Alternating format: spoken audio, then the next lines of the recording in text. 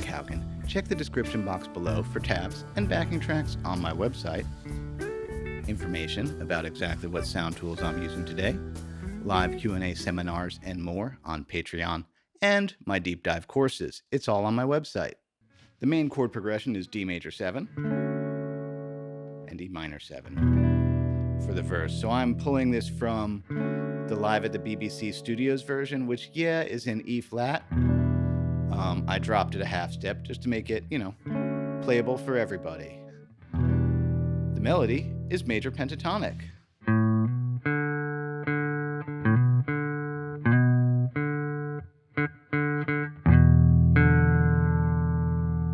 Cool, that's all it is. Let's listen again.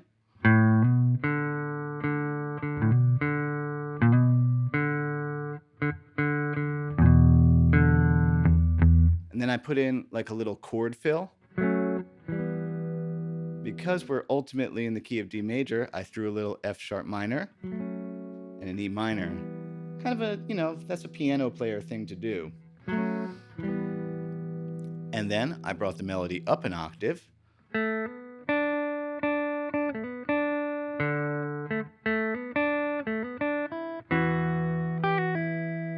That part's tricky to phrase. It's always tricky to take someone who's a very soulful and emotive singer and click them into frets. But one more time.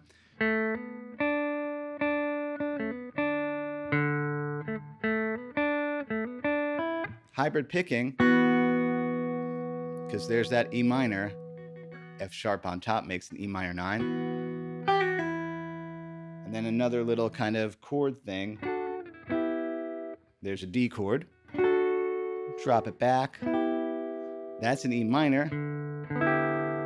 Again, that's a piano player thing. If a chord stays on one, if the song stays on one chord for a while, you can kind of throw other triads from the key at it. I do have a video about this from like 2017. It's a nice thing to do. Like, I could have put in like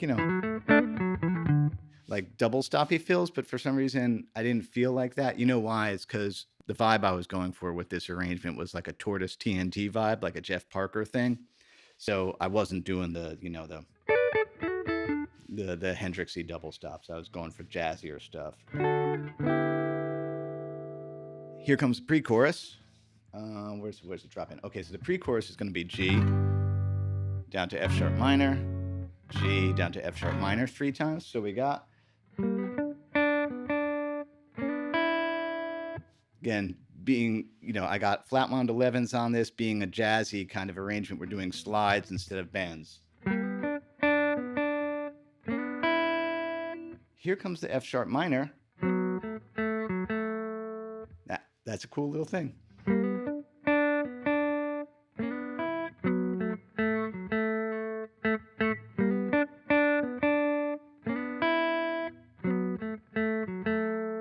And then it starts to change.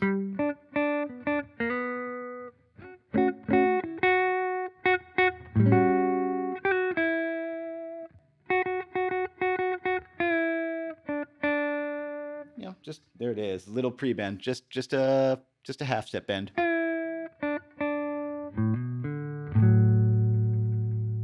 That's actually part of a D chord. Here's a D chord. There's the 5th of it. This is like my new favorite thing, is playing really low voicings of stuff. Especially on a hollow body, it sounds really good.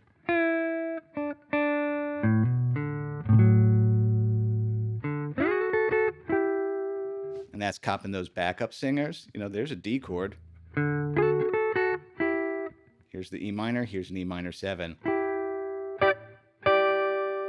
When it comes around again, I didn't do a bend. I just did the...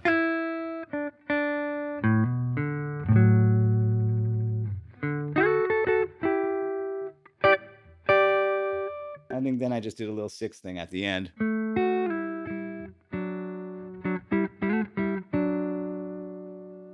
Only other thing of interest today is this amp that's behind me. Steve Carr is my old neighbor. He's just down the road from me in Pittsburgh, North Carolina. So oftentimes when Steve has a new prototype, I get to play around with it.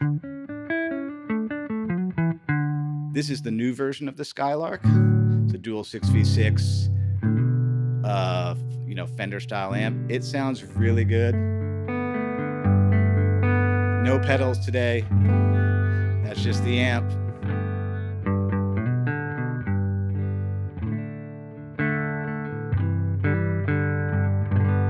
The cool thing about the new Skylark is he put the H73 high watt circuit in from the Valerie, which is an amp I have and I love. Check it. Here's the standard Fender voicing.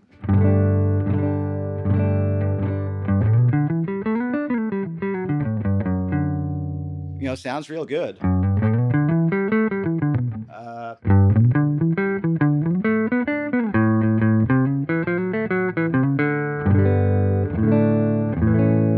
Now on this guitar, this is a pretty dark guitar, this Godin, so let's put it back in the high watt setting.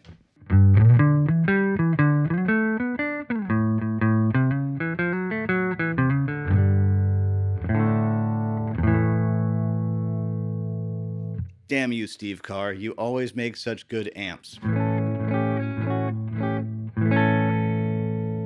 Hey, if you enjoyed this video, please like, subscribe, and share. That costs you nothing, and it definitely helps me out a lot. One more time, how my business works.